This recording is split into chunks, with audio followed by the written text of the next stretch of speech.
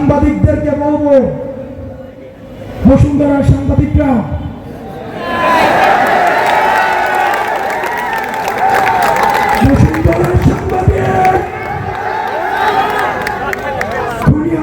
পক্ষে এই বসুন্ধরার মিডিয়া কি বৈধতা উৎপাদন করেছে আমরা ভুলে যাই না।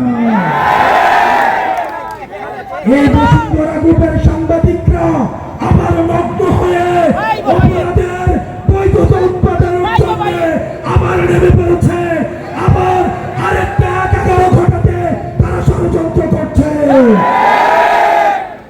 আমরা সাংবাদিকদের উপর নজর রাখছি। এই সাংবাদিকরাই জুলাই অভ্যুত্থানে আমাদেরকে সন্ত্রাসী আখ্যা দেওয়ার জন্য